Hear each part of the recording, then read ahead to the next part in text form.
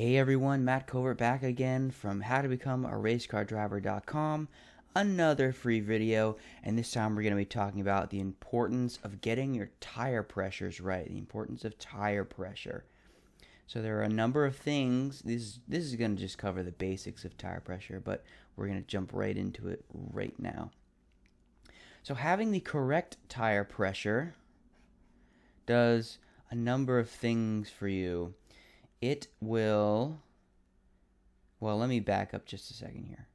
Okay, to get the best tire pressure possible, every car is a little bit different, and that varies a little bit depending on the surface and the temperature. But the goal is to maximize the tire contact patch, because when you have the best contact patch, it means that you have the most potential grip. Okay, and grip, let me just write this out, equals traction. And obviously, traction equals speed, which is what we're going for ultimately.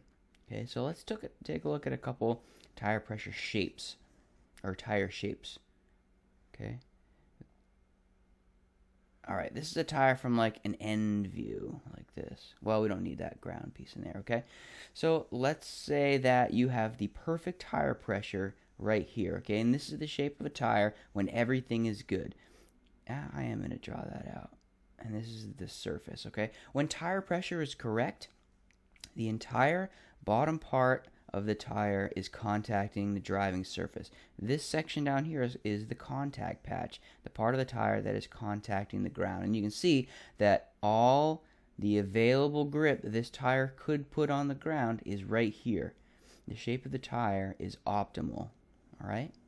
This is what we're going for when we are adjusting tire pressures.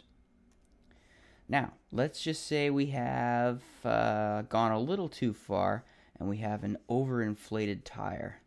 These are kind of hard to draw on this little pad thing, but I'm going to try. That's actually pretty good. All right. No, you change that. Here we go.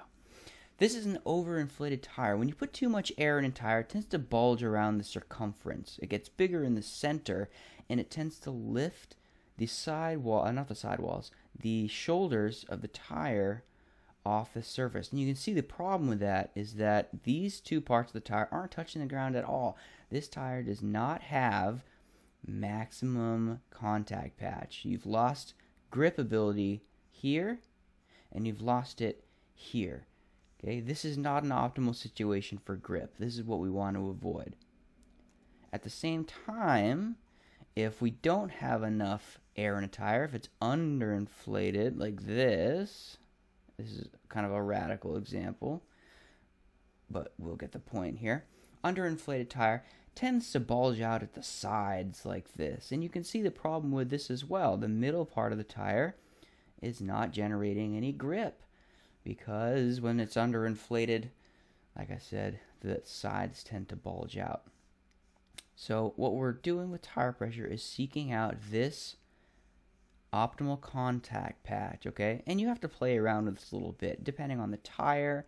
Usually, a good starting point is the factory pressures that you find like on the door jamb of the vehicle. They'll tell you what they recommend that the vehicle runs at, and you can start from there.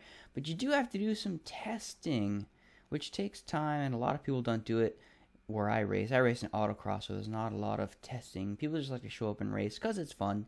But the more you test, the more you'll be able to determine if your tire pressures are actually